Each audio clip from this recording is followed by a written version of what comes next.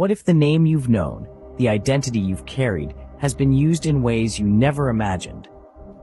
Welcome to the world of legal fraud deceptions involving the name in capitals and its deceived consent. It's a realm where birth certificates become profitable scams and extortions and corruptions are the order of the day. The deception is deep.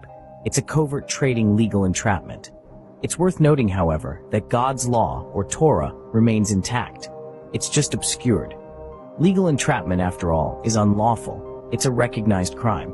Thus, the immediate revocation of all consents to all legal matters, past and present, becomes essential unless a dual-signed contract is held or shown in the real name or signature. Imagine not consenting, not contracting, not acquiescing, nor trading or allowing access or inquiry to your or your children's cestui quae trust, otherwise known as your withheld estate. It's a powerful stand to take.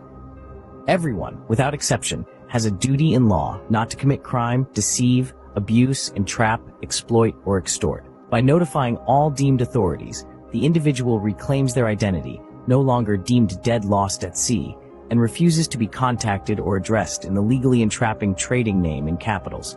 This means also refusing to be identified in the law-revoking status of Master, Mr., Mrs., or Miss. Instead, the individual is to be addressed only as man, woman, or member of the public, not an understanding person, civilian, or citizen. This deception is not a recent phenomenon. It's historic, a secret kept by benefiting Freemasonic secret societies, maintained through corporations, central banking war debt profiteering, and all scams, bond equity frauds, and their conduits. This covert control only remains via the upheld and maintained public naivety and debilitation. The crafty nature of the legalese language serves as an illicit tool designed to trap individuals manipulatively within the confines of the law. So what's the takeaway from all this? The deception is deep, the corruption is broad, but the power to reclaim one's identity and rights is real. It's about understanding the deceptive form of legalese language and standing against the manipulation. It's about refusing to be a pawn in a system that profits from one's naivety and debilitation. It's about restoring divine law and upholding the duty not to commit crime, deceive, abuse, entrap, exploit, or extort.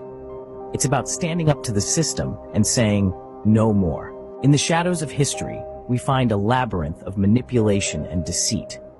The Templars, known as the Barons, instigated the Great Fire of London in 1212, leading to the Magna Carta in 1215. Then came the Black Death, a pandemic that conveniently allowed the British Empire to flourish.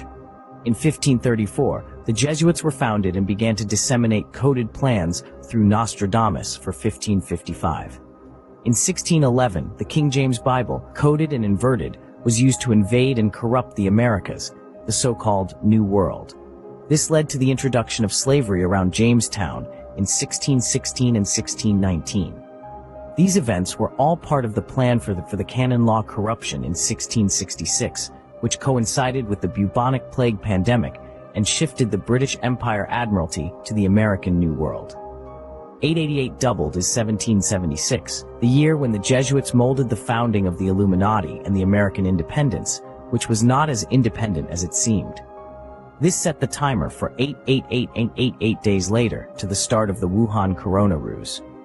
This was confirmed on the Templar-coded date of 1119, the 900th anniversary. This historical manipulation has been reused recently with tower fires, including Grenfell, and COVID-19, to finalize their legal fraud lawlessness for the Nadanoc Lodge and central bank empire globally. The deception is carried out under the false guise of climate change and the capitalized name fraud for the New World Order and the UN Great Reset.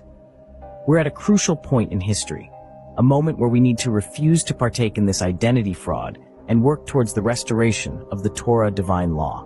Stand against this historical and ongoing manipulation. Uphold your rights, refuse to be entrapped, and say no more.